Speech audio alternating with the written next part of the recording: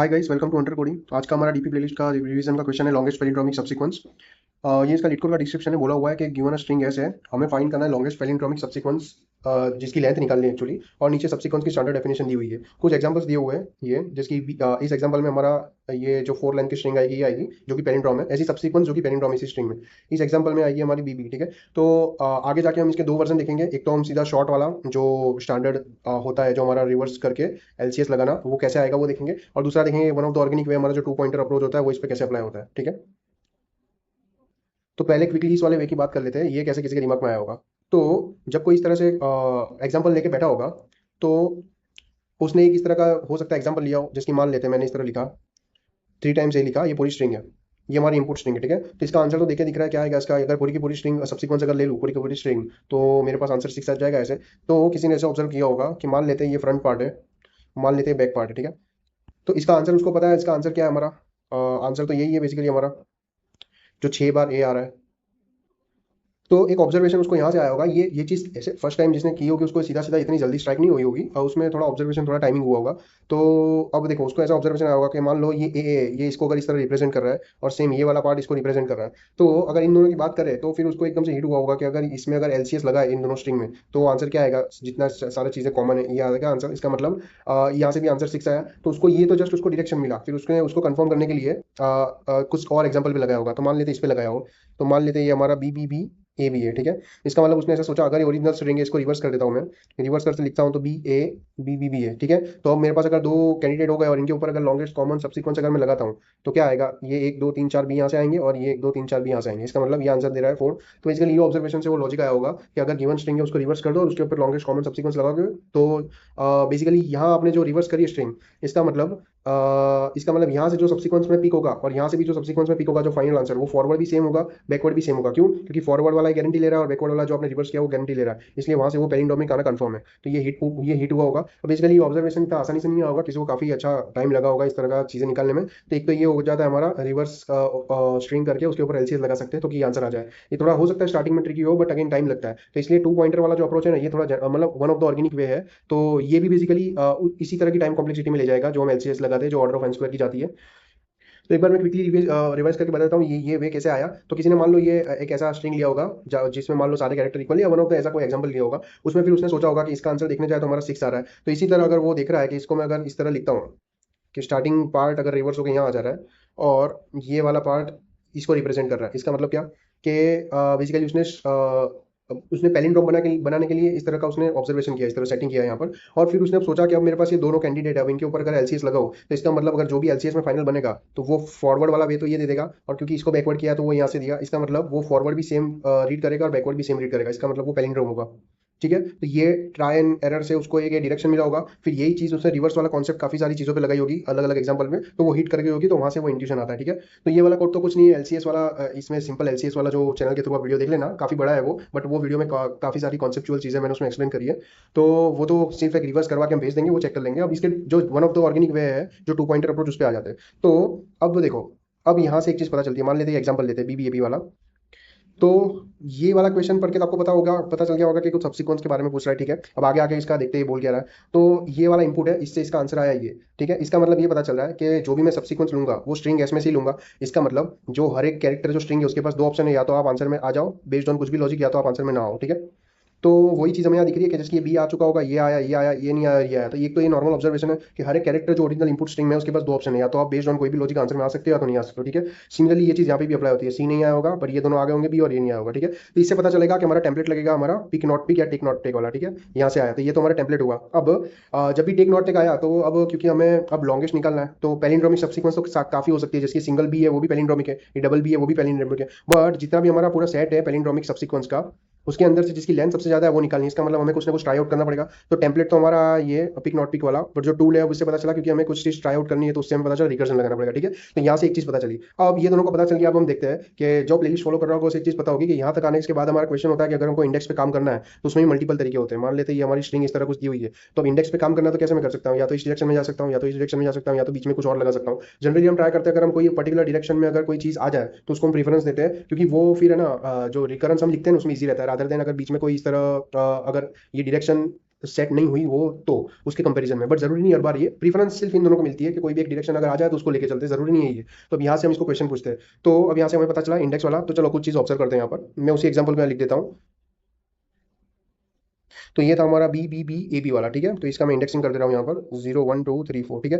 तो अब जैसे हम रिकरेंस रिलेशन लिखते हैं, तो मान लो अगर इसका जस्ट एक लॉजिक दिमाग में अगर बैठा है कि मान लेते हैं हम इस इंडेक्स पर है, मान लेते हैं 2 पर, ठीक है। तो जनरली हम क्या करते हैं, टेक नॉट टेक में इसको टेक करने का कोई केस लिखते हैं, बट वो बेस्ड ऑन सम कंडीशन होता है, ठीक है। तो यहाँ पर कोई कंडीशन आती है, ठीक है। और नॉट टेक में तो सिंपली वो आगे चला जाता है। अब ध्यान से दिमाग में किसी ने सोचा होगा कि अगर इसको टेक करना है, मान लो इस इंडेक्स पर हूँ मैं, तो कोई ऐसी कंडीशन यहाँ पे मुझे लिखनी पड़ेगी जिसके बेस पे मुझे पता चले कि इसको लेना है या नहीं लेना, ठीक है। तो अब क्योंकि इन्होंने पैलिंड्रोम बोला हुआ है, तो एक बात समझो कि अगर मैं एक ही चीज लेके चल रहा हूँ इंडेक्स, ठीक है, और उस टाइम मान लो मेरा ऑलरेडी आंसर बना हुआ है इस तरह यहाँ पर, तो जब आइडियली लॉजिकली क्या होना चाहिए यहाँ पर, एक चेक होना चाहिए कि इस पैलिंड्रोम हमारा ऑलरेडी आंसर जो बना हुआ है, आंसर में अगर मैं ऐड करता हूँ ये करंट इंडेक्स, तो ये पूरा अगर पैलिंड्रोम हो तो मैं ले सकता हूँ, नहीं तो नहीं ले सकता हूँ। मतलब हमने क्या किया, एक जस्ट एक सूडो फंक्शन बनाया यहाँ कि अगर मैं ऑलरेडी आंसर बना हुआ है उसके अंदर ये कैरेक्टर ले लेता हूँ, कैरेक्टर एट दिस इंडेक्स, अगर वो पूरा पैलिंड्रोम बन रहा है तो मैं ले सकता हूँ। इसका मतलब एक चीज पता चली कि इतना सब मैं यहाँ कर रहा हूँ, तो इसका मतलब मेरे को जो पीछे पुराना वाला आंसर है वो पूरा लेके चलना पड़ेगा। अगर पूरा लेके चलना पड़ा तो एक बात समझो, वो तो फिर नॉर्मल हमारा रिकर्सिव हो गया, जिसमें हम क्या कर रहे हैं, बेसिकली एक कंटेनर लेके चल रहे हैं हम पूरा स्ट्रिंग का, जो कि हर बार हम क्या कर रहे हैं, अगर इसकी टेस्टिंग की बारी आई ये बी की, तो मैं क्या कर रहा हूँ, इसको बी को ओपन कर रहा हूँ और इस पूरे पे इस पॉइंट पे पैलिंड्रोम चला रहा हूँ, ठीक है। उसके बाद फिर आगे वो लॉजिक के हिसाब से पता चल रहा है कि इसको लेना है नहीं लेना। तो उस केस में किसी को ये हिंट हुआ होगा कि अगर ये वाला वे करते हैं, इसका मतलब तो यही हुआ ना कि मैं क्या कर रहा हूँ, सारे रिकर्जन में सारे स्टेट एक्सप्लोर कर रहा हूँ, और लास्ट में जाके जहाँ वो बेस केस पे आएगा उस टाइम पे वो पूरा कंटेनर इस तरह लेके जाना पड़ेगा। तो ये थोड़ा हैवी ऑपरेशन हो गया, क्योंकि ये तो फिर हमारा क्या हो गया कि नॉर्मल आपका रिकर्जन ले लो, उसमें कंटेनर ले लो, ऑन द गो आप चीजें चेक करते जा रहे हो, लास्ट में पता चल रही है, ठीक है। तो यहाँ से उसको पता चला होगा कि टाइम कॉम्प्लेक्सिटी कुछ मतलब सीधी सीधी बैठ नहीं रही है, मतलब जैसे कि अभी तक के जितने भी हमने पिक नॉट पिक वाले या टेक नॉट टेक वाले किए थे, उसमें यहाँ कोई यहाँ कॉन्स्टेंट ऑपरेशन में चीजें चेक होती थी, और उसके बाद में टेक में क्या रिटर्न होता था, या तो कुछ काउंट कर रहे हैं अगर स्टेप्स तो 1 प्लस समथिंग रिटर्न हो रहा है, नहीं तो अगर कोई पूरा पाथ कैलकुलेट कर रहे थे यहाँ से फंक्शन कॉल जा रहा है सीधा सीधा, ऐसा कुछ कैलकुलेट हो रहा था। बट यहाँ पे इसने कुछ एडिशनल टाइम ये मतलब लॉजिक जा रहा है इसमें, ठीक है। तो वहां से किसी को हिंट आया होगा कि देखते हैं अब क्या कर सकते हैं। तो यहाँ पर उसने थिंकिंग स्टॉप करी होगी, उसके बाद अब ये देखते हैं हम कि वहां से उसको एक चीज पता चली होगी, यहाँ से उसको एक चीज हिट हुई होगी कि फर्स्ट प्रायोरिटी तो ये कि ये जो फंक्शन जो चेक हो रहा है, अगर मैं इसको कांस्टेंट टाइम में अगर कर पाऊँ तो मेरे लिए ये काफी आसान हो जाएगा। मतलब एक तो ये है जो पूरी स्ट्रिंग पे जो आंसर बना है उस पर लेगा, तो करीब करीब स्ट्रिंग की लेंथ है, तो इस चेक फंक्शन की भी ऑर्डर ऑफ एन हुई। अगर इसको मैं कुछ कांस्टेंट टाइम ऑपरेशन में लाता हूँ, ये मेरी फर्स्ट प्रायोरिटी, तो मतलब मेरा काम बन जाए। और उसके साथ उसको एक दूसरी चीज भी दिमाग में चली होगी कि जब भी पैलिंड्रोम की बात होती है तब क्या होता है, जनरली हम जो दो पॉइंटर्स दो लेते हैं, एक आगे चलता है और एक पीछे चलता है। अगर ये दोनों मैच हुए तो इन दोनों को डब्बा मतलब हमने सिलेक्ट कर लिया, और उसके बाद हमारा सर्च स्पेस ये हो जाता है, ठीक है। तो बेस होने के बाद इसी तरह आगे चलते जाता है कि अगर ये दोनों मैच हुए तो फिर हमारी सर्च स्पेस ये हो गई। तो ये वाला और ये वाला ऑब्जर्वेशन से किसी को लगा होगा कि बेटर अगर मैं इंडेक्स ले रहा हूँ, एक पॉइंटर ले रहा हूँ, उसकी जगह अगर मैं दो पॉइंटर लूँ और उनको जैसे नॉर्मल कैसे हम पैलिंड्रोम में चलाते हैं, एक आगे से एक पीछे से, ऐसे लूँ तो कुछ काम हो सकता है। क्योंकि देखो दो पॉइंटर ले लिया, यहाँ से किसी को हिंट मिला कि अगर मैं आई और जे इस तरह लेता हूँ, ये हमारी स्ट्रिंग है आई और जे। अब इसको लेके लेने के भी दो तरीके हैं ना, कि एक तो आप इस डायरेक्शन में लेके जा सकते हो कि आई यहाँ पर है और जे यहाँ पर, इस तरह इसी डायरेक्शन में लेके जा सकते हो। तो यहाँ पर भी उसको प्रॉब्लम तो यही आएगी, ये वाली सेम, कि कोई भी दो कैरेक्टर को लेके मैं पूरा ऐसे अजम्पशन नहीं कर सकता कि अभी तक का जो आंसर बना हुआ है वो पैलिंड्रोम है। तो सिमिलरली अगर ये इस डायरेक्शन से फेल हो रहा है तो सेम इस डायरेक्शन से भी फेल होगा, इस तरह राइट टू लेफ्ट, ठीक है। तो फिर उस टाइम पे किसी को आया होगा कि ऐसा जरूरी थोड़ी है कि मुझे दो डायरेक्शन मतलब इसी तरह लेनी है, क्योंकि वो तो प्रीफरेंस है, अगर पर किसी क्वेश्चन के लॉजिक के हिसाब से सेट नहीं हुआ तो प्रीफरेंस बदल भी सकती है। तो किसी ने सोचा होगा एक काम करते हैं, ये हमारा पूरा सर्च स्पेस है, तो एक पॉइंटर यहाँ लेता हूँ, एक पॉइंटर यहाँ लेता हूँ, अब आगे देखते हैं क्या है। तो उस टाइम पे अब उसने सोचा होगा कि अब देखते चलो अब एफ फंक्शन लिखने का ट्राई करते हैं। तो इसका एफ फंक्शन इस तरह जाएगा कि यहाँ आप लेंथ रिटर्न करोगे जिसका इनपुट होगा हमारा इंटीजर एक आई, और इंटीजर हमारा जे, जो कि एक आई जो स्टार्टिंग ऑफ द हमारी सर्च रेंज को डिनोट कर रहा है, और जे जो हमारा जो end of the search range उसको डिनोट कर रहा है, ठीक है। अब यहाँ आ गए, अब हम लोग क्या लिखते थे, टेक कुछ लिखते थे, take based on some condition. अब देखो, अब जब हम इसकी बात कर रहे हैं आई और जे की, अगर मान लीजिए टेक करते हैं, इसका मतलब कहीं ना कहीं ये लॉजिक सेट हुआ होगा कि जहां आई खड़ा है यहाँ पर और जहां यहाँ पर जे खड़ा है, इसका मतलब ये दोनों मैच हो गए। ये दोनों मैच हुए मतलब क्या हुआ, इसका मतलब कि ये यहाँ से एक कैरेक्टर आया और यहाँ से एक कैरेक्टर आया, इन दोनों को उठा के जो मेरा फाइनल आंसर जो कंट्रीब्यूट होगा उसके अंदर ये क्या करेंगे, +1 तो आई करेगा और +1 जे करेगा। इसका मतलब दो कैरेक्टर ऐड हुए। तो अगर मैं टेक करता हूँ तो यहाँ से दो चीज से दो कैरेक्टर की एंट्री आई, जो एक आई की आई और एक जे की आई, ठीक है। क्योंकि हमें लेंथ करना है इसलिए हम आई और जे की जगह उनके रिप्रेजेंटेटिव टू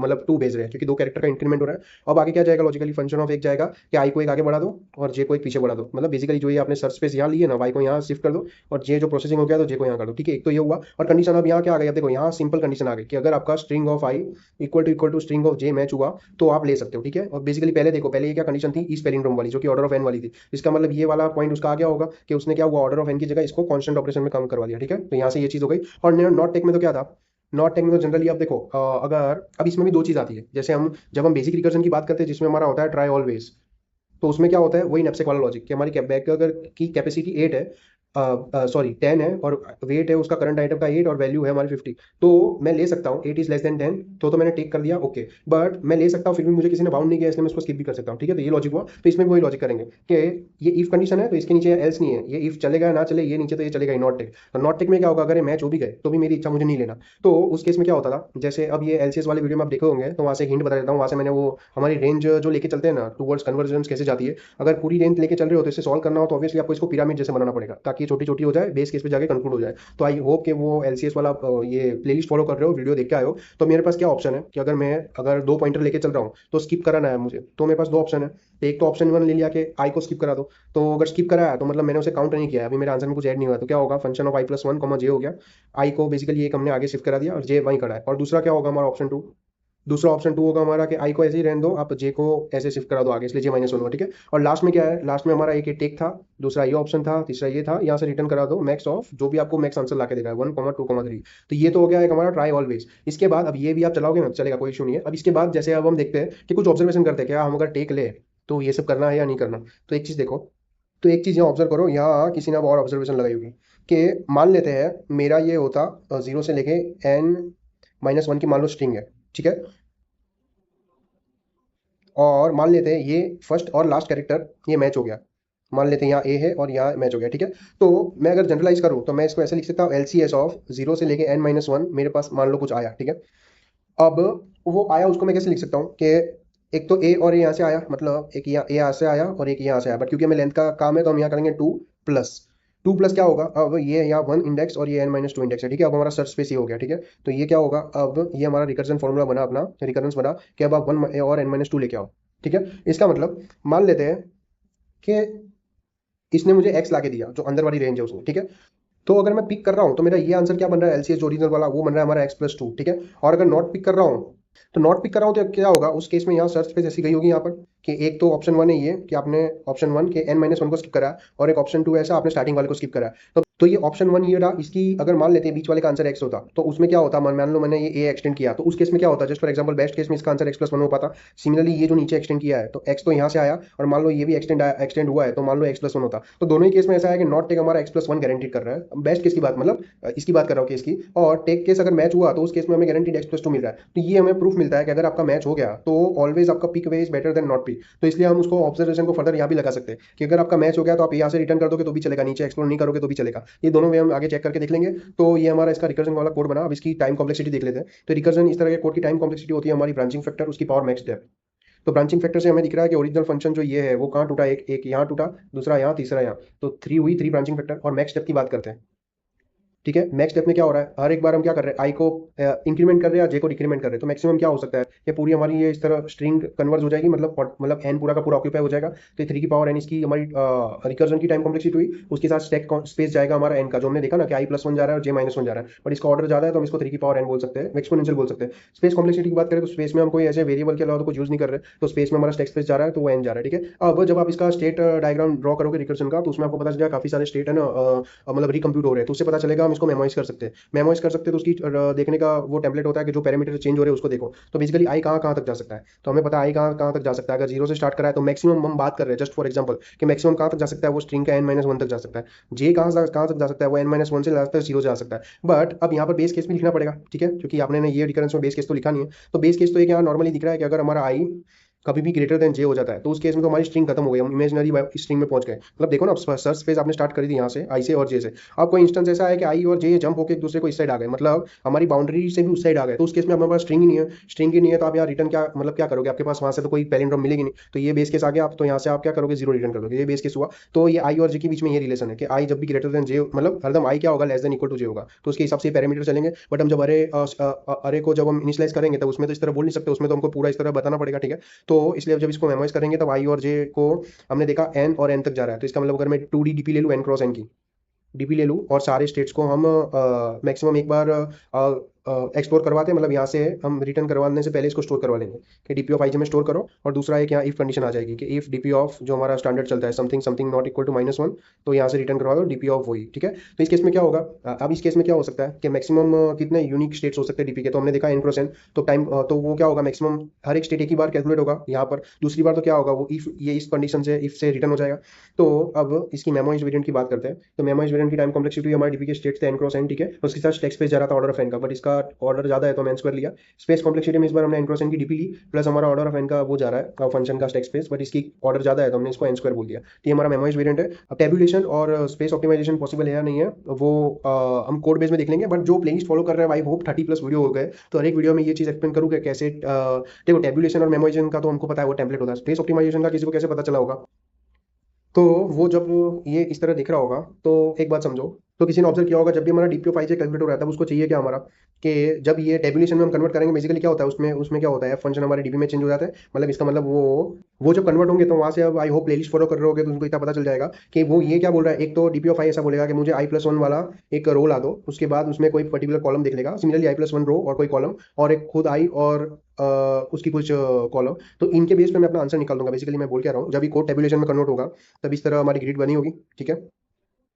तो मान लेते हैं ये वाला सेल है, तो ये क्या बोलेगा, मुझे i+1 मतलब यहाँ आए और j-1 यहाँ आया, तो मुझे एक ये रो ला दो, मतलब सेल ला दो। दूसरा था हमारा, एक था i+1 j-1, एक था i+1 j, तो i+1 में अपने यहाँ आ गए और j तो ये खुद है, तो एक बोलेगा ये सेकंड ये वाला ला दो, और थर्ड था हमारा i और j-1, ठीक है। तो i और j-1 मतलब ये है। तो ये सेल कैलकुलेट होने से पहले बोलेगा मुझे ये 3 सेल की वैल्यू ला दो, तो मैं अपना काम कर दूँ 1 2 3। तो जब इस तरह हार्ड कोडेड वे हमें दिखता है तो इसका मतलब हमें पता चलता है कि जो जो वो मांग रहा है, बेसिकली करंट रो अगर मान ले उसको मान लेते हैं, तो करंट की प्रोसेसिंग में क्या चाहिए, हमें ये वाली रो चाहिए, ठीक है। अब ये वाली रो चाहिए, इसका मतलब हमें करंट और ये जो एडिशनल रो है इसको लेके चलो, तो उस टाइम पे इस सेल को कोई मतलब नहीं है यहाँ क्या स्टोर था या यहाँ क्या स्टोर था, इस तरह। तो इससे पता चलता है कि हम स्पेस ऑप्टिमाइज कर सकते हैं। तो यहाँ से किसी को हिंट आया होगा, तो ये कोड हम सब सीधा कोड एडिटर में देख लेते हैं। तो मैं लीड कोड ओपन करके बता देता हूँ। तो मैंने ओपन कर लिया, इसके बॉयलर प्लेट में दिया है लॉन्गेस्ट पैलिंड्रोमिक सबसीक्वेंस। तो पहले हम जो वो वाला वे था रिवर्स ऑफ स्ट्रिंग करके एलसीएस लगा दो, किसी को ट्राई एंड एरर से पता होगा चला होगा, वो वाला वे देख लेते हैं। बेसिकली जो हमने एलसीएस में जो single row space optimize solution जो किया था, बेसिकली ये उसी का ही कोड है। तो आई होप एलसीएस आपको पता होगा, प्लेलिस्ट फॉलो कर रहे होंगे। तो यहाँ से हमने देखा था कि जो स्ट्रिंग एस आ रही है, अगर मैं एक दूसरी स्ट्रिंग ले लेता हूँ टी, जो कि मैं क्या करवा देता हूँ, रिवर्स करवा देता हूँ एस डॉट बिगिन और एस डॉट एंड से। बेसिकली एक काम करते हैं, यहाँ रिवर्स नहीं करवाते, यहाँ उसे कहते हैं हम कि आप रिटर्न कर दो जो रिवर्स वाला जो लॉजिक था ना, उससे रिवर्स लॉजिक एस में भेज दो, ठीक है। और वहाँ ये करवाते हैं, ठीक है, जो हम टेम्पलेट बेसिकली फॉलो करते हैं वही। तो ये भी वही लेगा। तो इसका मैं बॉडी प्लेट बना देता हूँ। इसने बेसिकली यहाँ रेफरेंस स्ट्रिंग लिया एस, ठीक है। अब यहाँ करवा देते हैं ये, ठीक है, S dot begin x dot and, ठीक है। अब यहाँ से उसको पता चल गया, तो यहाँ से वो सिंपली कॉल करा देगा सिंगल रो स्पेस ऑप्टिमाइजेशन में, जो हम दो स्ट्रिंग भेजते थे हम यहाँ पर ए और बी। तो उसने भेज दिया हमारा एस और यहाँ से भेज दिया टी, ठीक है। तो यहाँ से इसको रन करवा के देख लेते हैं।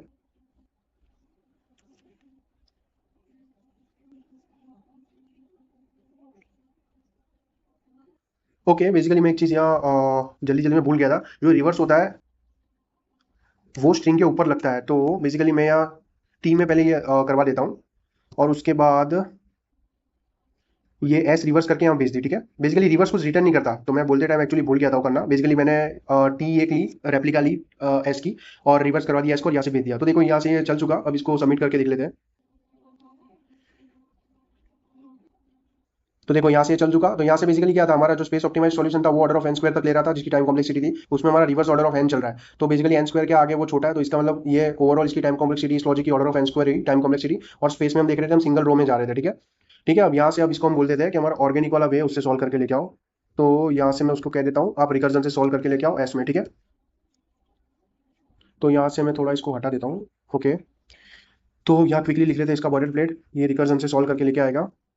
तो यहाँ पर भी स्ट्रिंग में रेफरेंस से ले लेता हूँ, ठीक है। ये कर दिया। अब इसकी पहले स्ट्रिंग की लेंथ निकाल लेते हैं एस डॉट लेंथ से, ठीक है। यहाँ से करा। अब यहाँ से हमने देखा था कि जो 2 पॉइंटर अप्रोच आया था वो, तो यहाँ से हम इसको बोल देंगे कि आप अपना एफ फंक्शन ले लो, जिसमें आप आई पॉइंटर 0 पे खड़े हो और जे पॉइंटर आपका n-1 इंडेक्स पे खड़ा है, और ये स्ट्रिंग है, ठीक है। इससे आप सॉल्व करवा के लेके आओ, ठीक है। तो यहाँ हमने जो टैब में देखा था एफ फंक्शन, वही देख ले, क्विकली लिख देता हूँ कि आप इंटीजर आई जे 2 पॉइंटर लेके चले हो और आपका स्ट्रिंग रेफरेंस से लेके चल रहे हो, ठीक है। ये कर दिया। यहाँ पर हमने देखा था कि अगर हमारा एस ऑफ आई और एस ऑफ जे इक्वल हुआ तो उस केस में तो आप टेक कर सकते हो। तो टेक क्या होगा, 2 कैरेक्टर ऐड हुए तो 2 प्लस हुआ, फंक्शन कॉल में क्या जाएगा, आपने आई ले लिया तो i+1 होगा, जे ले लिया तो j-1 होगा, ठीक है। तो ये भेज दिया। और उस केस में नॉट टेक में 2 ऑप्शन थे, तो एक तो ऑप्शन 1 हुआ आपने आई को स्किप करवा दिया, तो आई को स्किप करवाया मतलब i+1 जे हो गया, और स्ट्रिंग तो एज इट इज एस रही। और ऑप्शन 2 था आपके पास कि आपने आई एज इट इज रहने दिया और जे को स्किप करवा दिया, ठीक है। जो पूरा रिकर्जन का प्योर लॉजिक वो कहता है कि जितने भी आपके वेज है वहां से आप रिटर्न करवा दो। तो यहाँ से अगर मैं रिटर्न करवाता हूँ max of take comma max of option 1 या ऑप्शन 2, तो ये यहाँ से भेज देगा। पर इसके बाद में हमने वो किसी देखा था वो प्रूफ कि क्यों यहाँ से भेज दो तो भी चलेगा, ठीक है। तो हम देख लेते हैं। और बेस केस हमारा क्या था कि आप कभी भी आई ग्रेटर देन जे हुआ तो वहां से तो हम बेसिकली रिटर्न जीरो कर देते, ठीक है। तो एक बार क्विकली थोड़ा चेक कर लेते हैं। ओके, ये बेसिकली टेक को हमने डिक्लेयर नहीं किया है, तो यहाँ से इसको डिक्लेयर भी कर देते हैं। तो टेक को क्या डिक्लेयर करेंगे, देखो नीचे क्या जा रहा है, मैक्स फंक्शन जा रहा है। मैक्स फंक्शन में प्लेलिस्ट फॉलो करोगे उनको पता है कि हम क्या अपोजिट लेते हैं, तो बहुत छोटी वैल्यू ले रहा हूँ यहाँ पर। तो अब रन करके देखता हूँ। तो देखो ये चल चुका, बट ये अब देखो ये क्या एक्सपोनेंशियल टाइम कॉम्प्लेक्सिटी, तो मैं इसको रन नहीं कराऊंगा। इसको टेबुलेशन में कन्वर्ट कर देते हैं क्विकली। तो मैं यहाँ से इसको कह रहा हूँ कि आप है ना इसको मेमोइज्ड वेरिएंट पहले ले लो, फिर टेबुलेशन करेंगे, ठीक है। मेमोइज्ड वेरिएंट से सॉल्व करवा के लेके आओ। तो उसके लिए क्या होगा, बॉयलर प्लेट तो यही होगी रिकर्जन की और इसकी एफ फंक्शन की। जस्ट यहाँ पर उसी के बेस पे हम मेमोइज्ड वाला वेरिएंट बना लेते हैं, ठीक है। तो यहाँ से मेमोइज्ड भेज दिया और यहाँ से मेमोइज्ड वाला वेरिएंट भेज दिया, ठीक है। और यहाँ हमने देखा था अगर टू डी ग्रिड ले लेता हूँ मैं तो मेरा काम हो जाएगा। तो मैं ले लेता हूँ वेक्टर ऑफ इंट ले लिया, डीपी ले ली साइज एन क्रॉस एन की, और सबको -1 से इनिशियलाइज करा दिया और यहाँ से भेज दिया हमने डीबी। तो सेम ग्रिड को वहाँ ऊपर रेफरेंस से कैश करवा देते हैं हम, और यहाँ कैच करवा देंगे। इसको मैं दे देता हूँ मेमोइज वेरिएंट, ठीक है। तो यहाँ मैं M% लगा दिया रेफरेंस है, ठीक है। और यहाँ तो हमारा जो बेसिक टेम्पलेट चलता है वही कि डीपी ऑफ हमारा जो समथिंग समथिंग मतलब रिकम्प्यूट ना करना पड़े, तो डीपी ऑफ आई जे लगा दिया रिटर्न करने से मतलब भेजने से पहले। और यहाँ ऊपर एक नॉर्मल वो इफ कंडीशन लगा दी कि अगर आपका ये ऑलरेडी कैलकुलेटेड है तो फिर आप फिर से कंप्यूट मत करो, इसी को ही भेज दो। और सारे फंक्शन कॉल्स को अपडेट कर देते हैं। यहाँ से डीपी भी पास कर देता हूँ, सिमिलरली यहाँ नीचे भी डीपी डीपी और ये मेमोइज वेरिएंट हमारा। तो ये मेमोइज्ड वेरिएंट लिख दिया हमने। अब या एक चीज हमने एक्चुअली मिस करी थी वो जब हमने टेब में लॉजिक देखा था कि बेसिकली जब हम यहाँ चेक करा रहे हैं कि एस ऑफ आई और जे जब इक्वल हो तब हम क्या करवा रहे हैं, कंसीडर कर रहे हैं कि यहाँ से दो कैरेक्टर ऐड हो रहे हैं, बेसिकली आई और जे को हम अलग अलग काउंट करवा रहे हैं। बट अब कंडीशन देखो हमने यहाँ क्या लिखी है कि आई ग्रेटर देन जे जब हो तब तो रिटर्न जीरो, तो कि सही है। बट उस केस में देखो एक कंडीशन अगर ऐसी कोई आई कि आई और जे दोनों एक ही चीज को पॉइंट कर रहे हैं और उस टाइम पे मान लो एक ही चीज को पॉइंट कर रहे हैं तो ये कंडीशन सेम होगी। एक ही कैरेक्टर को अगर पॉइंट कर रहे हैं तो उस टाइम पे हमको एक यहाँ छोटा सा एक चेक लगाना पड़ेगा कि अगर दोनों अगर कैरेक्टर एक को ही पॉइंट कर रहे हैं तो उस टाइम में क्या होगा, हम एक ही कैरेक्टर को लेंगे तो उस टाइम पे +2 की जगह +1 होगा। तो यहाँ एक छोटी सी कंडीशन आएगी कि जब हमारा आई और जे इक्वल नहीं है तब तो हमारे गारंटीड है कि अब दो इक्वल नहीं और मैच हुए तब तो दोनों एंट्रीज आएगी कैरेक्टर की। तो आप ये ले लो। और अगर इक्वल हुए तो मतलब वो एल्स कंडीशन में आ गई तो उस केस में क्या होगा, इक्वल हुए तो मतलब कंट्रीब्यूशन फिर एक का ही होगा। आई होप ये समझ आया होगा। तो ये बेसिकली हमने टैब में जब लिखा था तब ये चीज कंसीडर नहीं करी थी। तो यहाँ देख लो क्विकली मैं एक बार बता दे रहा हूँ। देखो ये बेस केस तो ठीक था कि जब आई ने ग्रेटर देन जे हुआ मतलब हमारी स्ट्रिंग खत्म हो गई, हम इमेजनरी स्ट्रिंग में चले गए तो वहां से तो जीरो रिटर्न करवा रहे हो। अब ये ध्यान से देखो यहाँ क्या हो सकता है कि मान लो एक केस के आई और जे इक्वल नहीं है, मतलब दोनों मतलब आई और जे इंडेक्स अलग अलग है, कैरेक्टर वाले मैच हो रहे हैं। तो हमने क्या किया, हमारे पास दो एंट्री आ गई, एक आई वाली और एक जे वाली, और हमने उसको आगे भेज दिया। बट एक कंडीशन ऐसी मानो कि आई और जे हमारे इक्वल है, मतलब इंडेक्सिस आई और जे एक ही कोई पॉइंट कर रहे हैं तो उस टाइम में तो ये मैच ही होगा। तो उस टाइम अगर मैच हुआ तो कोई इशू नहीं है, बट यहाँ फिर हमारा दोनों का कंट्रीब्यूशन अलग नहीं होगा, वो एक होगा। तो वो एल्स कंडीशन में यहाँ बेसिकली टेक ने वन किया। तो इसको मैं सबमिट करके देख लेता हूँ। तो ये बेसिकली लॉजिक मैंने टैब में आपको बताया, मतलब मिस किया था वहाँ पे। ये तो देखो ये चल चुका। अब इसकी टाइम कॉम्प्लेक्सिटी हमने देख ली क्या थी। तो ये था हमारा मेमोइज्ड वेरिएंट। अब इसका टेबुलेशन वे देख लेते हैं, ठीक है। तो यहाँ से मैं इसको कह दे रहा हूँ कि रिटर्न टेबुलेशन से सॉल्व करवा के लेके आओ इसको। तो टेबुलेशन का तो वही हमारा लॉजिक एक टेम्पलेट रहता है, किस तरह वो मेमोराइजेशन से अपोजिट चलता है। तो इसी को एक कन्वर्ट करते हैं हम टेबुलेशन में। तो यहाँ से मैंने टेबुलेशन कर दिया, जो डीपी को -1 से इनिशियलाइज किया था वो 0 से कर दिया। और जो यहाँ से रिटर्न हो रहा है इसको बाद में हम देखते हैं क्या करना है। अब ये क्या कर रहा था, इसको हम पोर्ट कर रहे थे तो ये इसको कॉल कर रहा था, ठीक है। तो अब इसका देख लेते हैं हम। तो अब इसके पहले बेस केस लिख देते हैं। बेस केस में तो सीधा सीधा दिख रहा है कि जब भी आई ग्रेटर देन जे तो हमारा आंसर 0 है। तो सेम केस को मैं वहाँ लिख देता हूँ यहाँ पर कि जब भी हमारा आई ग्रेटर देन जे है तब ये कर दो, आप 0 कर दो। बट एक बात समझो, ये बेस केस है बट यहाँ पे आई और जे दोनों वेरिएबल है, समझो। यहाँ ऐसा नहीं है कि आई अगर एन हुआ तो हम मतलब अभी तक के टेक नॉट टेक में हम देखते थे ना, अगर आई -1 हुआ या तो उस साइड अगर एन हुआ तो वो करवाते थे हम 0, या जे को इस तरह करवाते थे। अब यहाँ दोनों चीज वेरिएबल है तो इसको मेन लॉजिक में आगे एनकाउंटर कर सकते हैं, ठीक है। तो ये चीज तो हम वहाँ लिख देंगे, ठीक है। बस बेसिकली मैं क्या बोल रहा हूँ, पिछले जो क्वेश्चन किए उसमें क्या होता था कि हम इस तरह लिखते थे ना कि आई इक्वल टू एन पहुंच गया है, या तो फिर हमारा आई इक्वल टू -1 पहुंच गया है। तो ये क्या होता था, ये हार्ड कोडेड चीज होती थी तो हम उसको इस तरह कंसिडर करते थे। अब यहाँ क्या है, दोनों वेरिएबल है तो लिखने को तो आप यहाँ दो फॉर लूप लिख सकते हो, आई और जे को मिमिक करवा सकते हो। तो बेसिकली वो आप नीचे ही करवा लेना मेन लॉजिक के लूप में, जो लूप में, ठीक है। अब यहाँ से तो हमारा ये नॉर्मल हमारा लॉजिक चल रहा है। तो अब हम देखते हैं जो पैरामीटर्स आई और जे चल रहे हैं। तो टेबुलेशन मेमोराइजेशन का अपोजिट चलता है। हमने मेमोराइजेशन में आई कहाँ से भेजा था, आई 0 से जा रहा था n-1 तक, और जे हमारा जा रहा था हमारा n-1 से वो 0 तक जा रहा था, ठीक है। ये जा रहा था तो सेम वही लॉजिक हमको यहाँ मिमिक करवाना है। तो यहाँ आई लिखते हैं। तो अब यहाँ आई क्या चलेगा, टेबुलेशन में उल्टा चलेगा। तो आई चलेगा हमारा n-1 से, I greater than equal to 0, I minus minus चला। और हमारा जे चलेगा हमारा 0 से चलेगा, और जे लेस देन एन हमारा जे प्लस प्लस, ठीक है। ये कर दिया। तो ये दोनों वेरिएबल हमने डबल फॉर लूप लगा के इनको मिमिक करवा दिया ताकि ये दोनों मेन लॉजिक को मिमिक करवाए। तो बेसिकली आई हमने चलाया उल्टा n-1 से 0 और जे चलाया हमने 0 से n-1, ठीक है।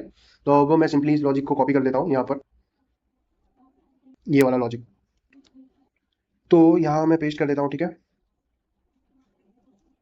ठीक है, ये आ गया। अब सबसे पहले लॉजिक को चेंज करने से पहले जो हमने ये छोड़ा था इसको इनकॉर्पोरेट कराते हैं कि यहाँ देख लेते हैं हम कि जब भी आई ग्रेटर देन जीरो हुआ, आई ग्रेटर देन जे हुआ, तब वहां से रिटर्न जीरो करवा देते। तो बेसिकली आप इसको ऐसे भी करवा सकते हो कि डीपी ऑफ आई जे में आपने जीरो स्टोर कराया और वहां से रिटर्न हो रहा था, तो इसका मतलब यहाँ से हमने कंटिन्यू करवा दिया, ठीक है, ताकि वो नीचे के इटरेशंस में ना जाए। ये रिटर्न का काम कर रहा है बेसिकली कंटिन्यू, ठीक है। एक चीज आपने नोटिस करी होगी, जैसे मैं यहाँ बोल रहा हूँ कि जैसे हम यहाँ बेस केस जो स्टैटिकली हार्ड टाइप लिखते थे कि जिसकी जब आई एन हो या i-1 हो, तो वैसी चीज यहाँ पर हमने इनकॉर्पोरेट नहीं करी है। देखो यहाँ पर क्या है, नॉर्मली आई ऑफ जे दोनों वेरिएबल है बेसिकली। यहाँ पर जो हार्ड कोडेड जो आई और जे बेस केसेस होते थे उसका लूप मिसिंग है। तो उस केस में क्या होगा, देखो एक बात समझो, जो रिकर्जन वाला लॉजिक है, जैसे कि उसने यहाँ ये गया और ये मेमोइज फंक्शन ने इसने यहाँ कॉल कर दिया, ठीक है, i+1 j-1 को। तो नेक्स्ट फंक्शन कॉल में वो अगर यहाँ कैच होगा तो यहाँ से वो हटा देगा। तो अब क्योंकि यहाँ ये वाले फ्लेवर में ऑलरेडी ये चीज मिसिंग है, तो इसमें क्या होगा, मान लेते हैं ये कंडीशन चेक हुई, उस केस में आप सीधा डीपी को एक्सेस कर रहे हो, तो यहाँ पर ऐसा हो सकता है कि i+1 या j-1 ये कुछ इंडेक्स को वो कर दे, ठीक है, मतलब क्रॉस कर दे। तो बेसिकली प्रॉब्लम कहाँ से आई, प्रॉब्लम यहाँ से आई थी कि जनरली हम रिकर्जन में बेस केस जो लिखते हैं मेमोइज वेरिएंट में, तो टेबुलेशन में यहाँ वो कैप्चर होते हैं यहाँ पर जो मेन लॉजिक से ऊपर जो हम प्लेलिस्ट में फॉलो करता है, ठीक है। यहाँ पर वैसा नहीं है, यहाँ पर हमने जो बेस केस लिखा था उसके हिसाब से वो यहाँ कैप्चर हो रहा था। तो पर हार्ड कोडेड बेस केस अभी भी नहीं लिखे हुए, ठीक है, तो उस केस में यहाँ अलग अलग हीट हो सकता है। तो उस केस में सिंपल वही करना है, जैसे ये अब यहाँ पर लॉजिक में की जगह मैं एक फंक्शन इंट्रोड्यूस करवा देता हूँ गेट करके। तो ये i+1 और j-1 लेके आएगा बेसिकली, i+1 j-1 और इस डीपी में से लेके आ, बेसिकली कुछ नहीं है, सिर्फ एक्सेस चेक कर रहा है। और यहाँ पर भी वही चीज कि गेट ऑफ i+1 और j-1 डीपी में से लेके आ, यहाँ पर i+1 j get of i+1 j DP, ठीक है। ये हेल्पर फंक्शन एक बना देंगे हम। एक और ये था, क्या था, ये था i और j-1, i और j-1 डीपी में से लेके आओ, ठीक है।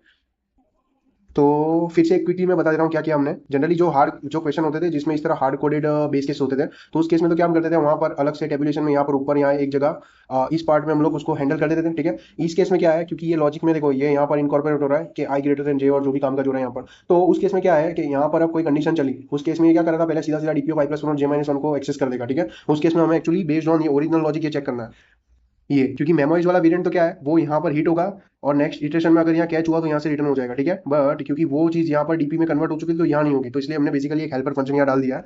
इसका काम है इंटीजर रिटर्न करना। अब यहाँ पर फॉर्मल पैरामीटर्स हम आई जे ही पास करवा देते हैं, ठीक है, जेनेरिक आई जे, और ये डीपी पास करवा देते हैं यहाँ पर।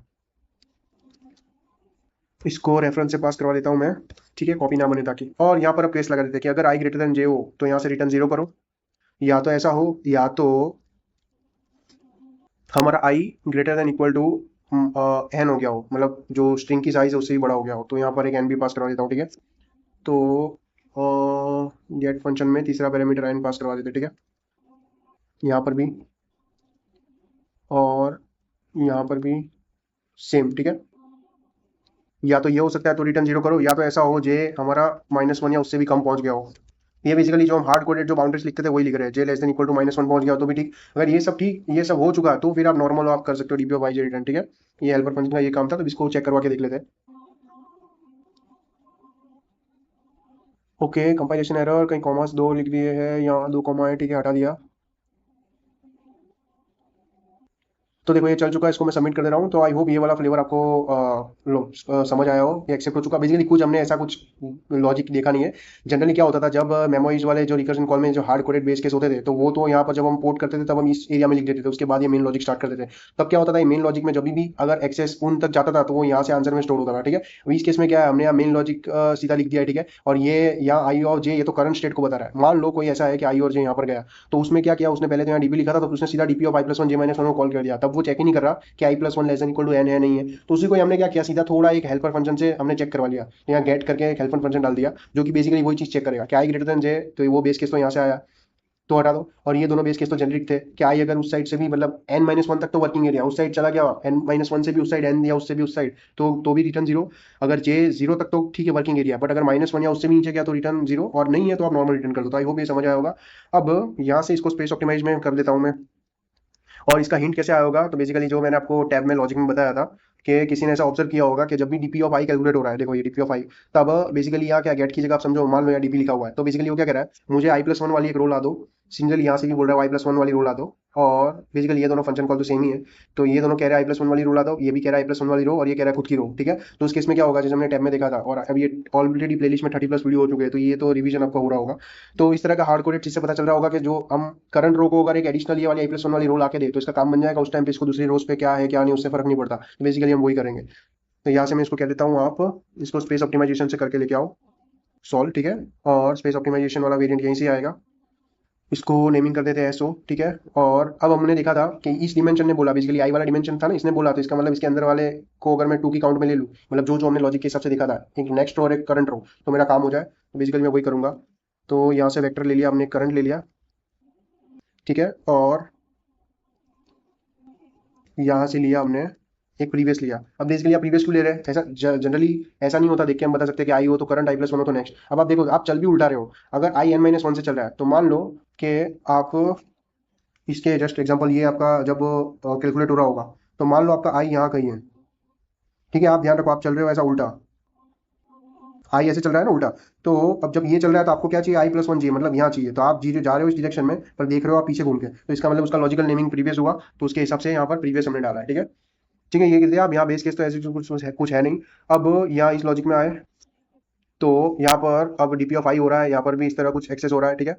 तो हम लोग क्या करते थे, हम लोग सीधा सीधा देखते थे कि हमारा आंसर कहाँ आ रहा है। तो हमारा आंसर देखो यहाँ आ रहा था, ये इस लाइन से पता चल रहा था क्या आंसर है। तो जहाँ आंसर आ रहा है वो तो पक्का करंट है, इसका मतलब मैं यहाँ करंट लिख दूँ। तो मैंने यहाँ पर एक एंट्री कर दी कि जहाँ जहाँ हमारा डीपी ऑफ आई था वहाँ वहाँ करंट हुआ, ठीक है। ठीक है, ये चीज़ पता चल गई थी, करंट हुआ। तो अब देखो डीपी ऑफ आई कहाँ कहाँ है, तो एक तो यहाँ आ रहा है, ठीक है। डीपी ऑफ आई यहाँ एक्सेस हो रहा है, तो यहाँ इस डीपी की जगह मैं क्या भेज दूंगा, करंट भेज दूंगा, ठीक है। सिमिलरली अब देखो यहाँ क्या हो रहा है, एक्सेस i+1 हो रहा है। तो अब देखो ऑप्शन क्या है हमारे पास, डीपी ऑफ i+1 में कुछ सेट करना है। तो करंट तो यहाँ ऑक्यूपाइड है आई में, तो i+1 में क्या है हमारे पास ऑप्शन, क्या है, करंट के अलावा प्रीवियस, तो मतलब वो एक यहाँ आएगा प्रीवियस। तो एलिमिनेशन मेथड से प्रीवियस ही बच रहा है, तो यहाँ पर मैं प्रीवियस भेज दूंगा। बेसिकली जो हम इंडेक्सिंग चेक करवा रहे हैं प्रीवियस में जाएगा यहाँ पर। सिमिलरली जहाँ जहाँ i+1 वहाँ वहाँ हमारा प्रीवियस, ठीक है। यहाँ पे ये i+1 था तो यहाँ हमारा प्रीवियस, ठीक है। ओके, ये चीज़ हो चुकी। और ये डीपी ऑफ आई था तो यहाँ होगा हमारा करंट, ठीक है। अब इस डिमेंशन का काम जब पत गया, तो बेसिकली अब समझो 151 का ये लूप एंड हो रहा है यहाँ पे। तो उस केस में क्या होगा, हमारा करंट नेक्स्ट स्टेशन का प्रीवियस बन जाएगा। आई होप अब ये प्लेलिस्ट ऑलरेडी 30+ वीडियो की हो गई है, तो समझ आ रहा होगा, ठीक है। और जब ये दोनों लूप खत्म हो गए तब हमारा करंट कुछ ना कुछ स्टोर प्रीवियस में हुआ होगा यहाँ, तो इसका मतलब हमें आंसर बार प्रीवियस में मिला होगा। तो यहाँ प्रीवियस कर दिया। और अब हम क्या कर रहे हैं, गेट फंक्शन को अपडेट कर देते। बेसिकली गेट फंक्शन में कहाँ गया, गेट की जगह अब उसे गेट टू लिख देते हैं, ऐसा हो तो, ठीक है। ओके, वरना वो टेबुलेशन वाला हटाना पड़ेगा, ठीक है। यहाँ से गेट टू कर दिया, ठीक है। अब यहाँ क्या होगा, अब यहाँ सिर्फ एक वेक्टर ऑफ इंट आ रहा है, 2D वेक्टर नहीं आ रहा, ठीक है। ठीक है, आई जे, ओके। तो यहाँ पर भी मैं कर दूंगा गेट टू, सिमिलर यहाँ पर भी गेट टू। तो ये भी गेट टू कर देता हूँ और यहाँ पर भी गेट टू कर देता हूँ। अब एक बार एक चीज देखते हैं, जो गेट टू था ये तो बेसिकली हमने अरेंजमेंट किया। अब पहले यहाँ 2D डीपी आ रहा था, तो इसलिए हम लोग डीपी ऑफ आई जे भेज रहे थे। अब देखो, अब क्योंकि अब यहाँ हम सिंगल अरे भेज रहे हैं, तो वो डीपी ऑफ आई तो रहेगा नहीं, मतलब आई और जे 2D तो नहीं, वो 1D रहा। तो एक बात समझो, यहाँ से क्या हो रहा है, एज हमारी रिक्वायरमेंट हम या तो प्रीवियस भेज रहे हैं या तो करंट भेज रहे हैं, ठीक है। तो वो किसको रिप्रेजेंट कर रहा है, आई या i+1 को, ठीक है, इस तरह। बट अब हमको एक चीज यहाँ चेक करवानी थी, जो हमारे बेस केसेस थे, इन लोगों को तो आई और जे चाहिए यहाँ पर, तो इसका मतलब आई और जे यहाँ तो चाहिए। बट अब एक चीज मैं कर सकता हूँ, यहाँ मैं आई एलिमिनेट कर सकता हूँ। रीजन, क्योंकि ये जो आएगा करंट आएगा वो तो करंट के हिसाब से आई ले लेगा, और प्रीवियस आएगा तो प्रीवियस के हिसाब से जो लॉजिकल जो आई सेट था उसका i+1 वो ले लेगा, उसमें से जो उसको रो निकालनी होगी ना वो निकाल देगा यहाँ से। तो आई होप ये पता चला हो। इसको मैं एक बार रन करके देख लेता हूँ। तो ये चलो चल चुका है, इसको मैं सबमिट करके देख लेता हूँ।